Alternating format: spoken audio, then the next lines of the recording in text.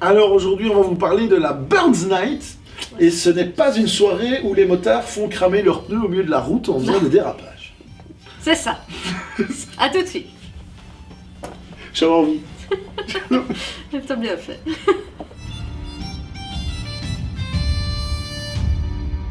Donc voilà, qu'est-ce qui se passe alors le 25 janvier? On a déjà dit bonjour.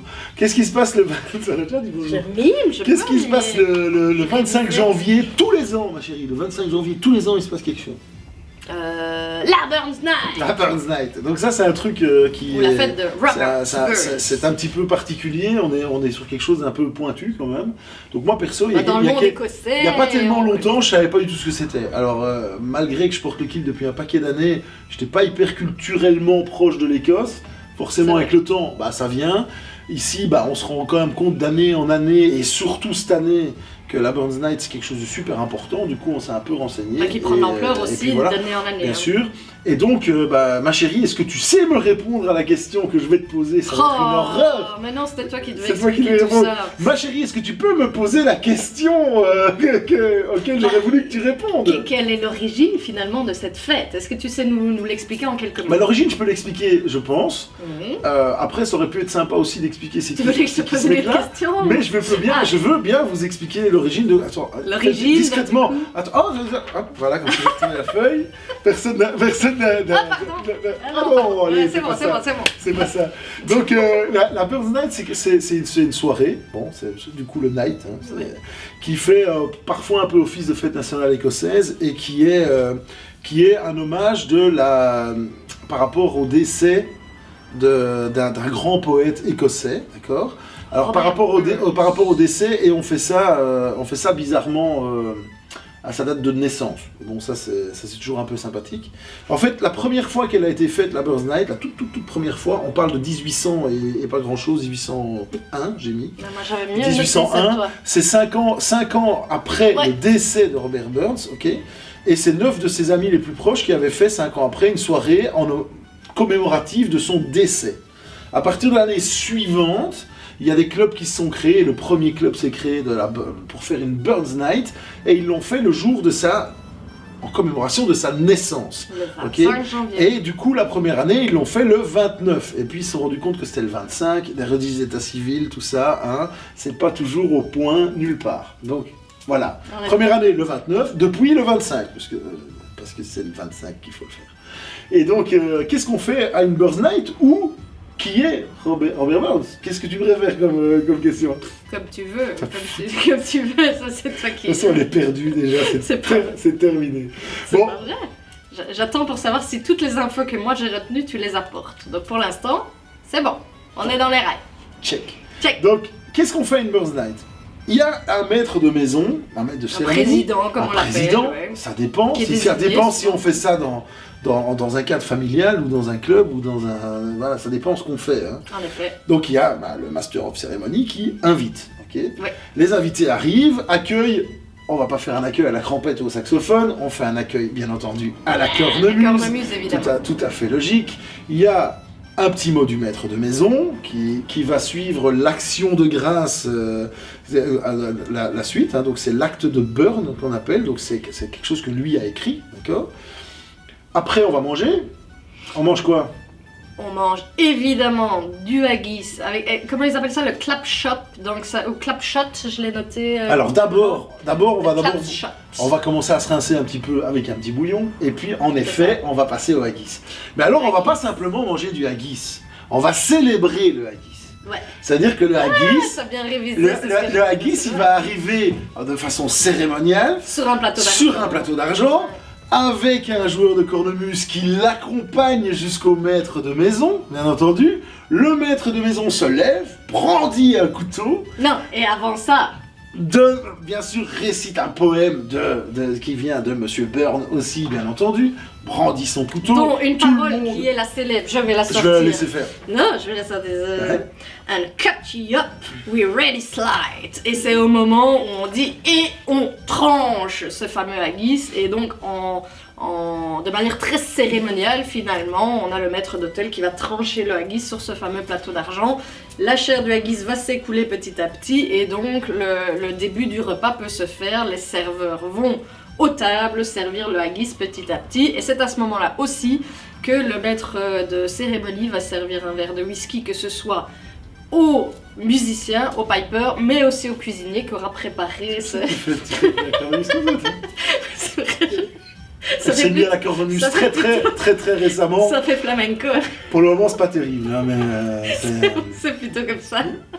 Non, mais ça continue, parce que on sort du sujet là. Et donc, du coup, un whisky est apporté aussi au chef qui aura préparé le haggis pour la soirée. Donc, il faut pas oublier ces deux personnes lors de la soirée. Ok. Ok. Nous avons aussi à un moment donné, plus tard, je sais pas si tu voulais dire autre chose. Vas-y, mais non, mais c'est pas fini la cérémonie. Bah voilà, ok. Après, on parle dessert, on parle fromage, on parle après café, c'est un repas complet. Pendant le café, normalement, on récite aussi des poètes. Des poèmes. Alors, plus on avance dans la soirée, évidemment, et plus les gens vont être un tout petit peu alcoolisés. C'est pas le but d'être alcoolisé, mais il faut se dire que plus on aura bu un verre de whisky, et plus les poèmes vont être de plus en plus, comment on dit, vécus et en tout cas théâtralisés. Donc c'est vraiment l'idée, c'est de revivre cette fameuse soirée que lui aimait tant, qu'il faisait à la base avec ses amis proches. Après son décès pendant quelques années, on l'a dit, ça ne s'est pas fait. Et puis ses amis les plus proches ont revisité donc cette soirée, ont remis en place la soirée qu'il organisait donc à la lecture de ces poèmes. Donc l'idée c'est vraiment de revivre cette lecture de poèmes. Il y aura donc des poèmes du début à la fin de cette soirée. Et ce que j'aime bien, c'est qu'à la fin, il y a quand même les hommes qui rendent hommage aux femmes qui ont préparé le souper, normalement. Bon, maintenant c'est des cuisiniers parfois aussi, ça dépend. Et qui boivent à leur santé, et en réponse de ça, les femmes viennent boire à la santé des hommes aussi. Alors ça, c'est ce qui se passe actuellement, et je compte quand même à le remettre en avant, c'est que initialement, les femmes, elles n'étaient pas invitées à ce genre de soirée. Il n'y avait que les serveuses, finalement, qui faisaient partie, en tout cas la gente féminine, ce n'était que les serveuses à l'époque, elles ne pouvaient pas prendre part à ce genre de soirée. Et puis, quelques années plus tard, en tout cas maintenant, dans notre époque plutôt, on a les femmes qui sont non seulement présentes, mais qui peuvent aussi prendre part, qui peuvent aussi réciter des poèmes, ce qui n'était pas le cas dans le passé. Et ça, c'est vraiment une grande avancée, mais c'est au nom de Robert Bunn qui a toujours prôné la liberté et en tout cas l'égalité entre l'homme et la femme. Donc c'est quelque chose qu'on a mis en place il n'y a pas si longtemps finalement, mais en tout cas c'était une valeur qui était légitime de sa part. C'est une excellente transition parce que c'est qui ce bonhomme-là? Pourquoi est-ce qu'on fait ça? Bah écoute, vas-y, j'ai compris. C'est qui ce bonhomme-là? Notamment, voilà, Karen en a déjà un peu parlé. Bon, c'est pas que un poète. C'est pas qu'un petit poète perdu au fond de l'Écosse, clairement, il était vraiment... Au départ, c'est même... il est plutôt classe ouvrière, c'est un paysan au départ, donc c'est un agriculteur au départ, qui se fait des essais un petit peu à la poésie. Qu'on appelait de Pluckhoffmann. Ce qu'il a beaucoup ramené... Ouais. Ce qu'il a beaucoup ramené à l'ordre du jour et dépoussiéré, c'est des chansons et des poèmes traditionnels écossais, beaucoup. C'est un peu comme ça qu'il s'est fait aussi connaître.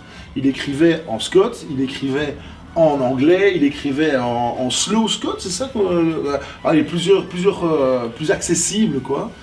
Il a écrit dans plein de... Il a écrit énormément de poèmes, énormément de recueils. Il est connu pour des engagements politiques aussi, assez forts. Il faut savoir qu'il a été à l'origine, par la suite on a retravaillé un peu ses textes et ses opinions pour créer un peu le libéralisme, pour créer aussi le socialisme, étonnamment, pour un petit peu les nouvelles doctrines. Donc beaucoup un grand penseur, je pense, quand même, dans l'ensemble. Apparemment, t'as pas l'air d'être trop d'accord avec moi. Si, complètement. Bon, j'avais juste une crasse dans l'œil. Dans son parcours, je pense qu'il est quand même un peu important de noter, parce que ça fait partie aussi des raisons pour lesquelles il est toujours fort présent maintenant et célébré dans certains milieux.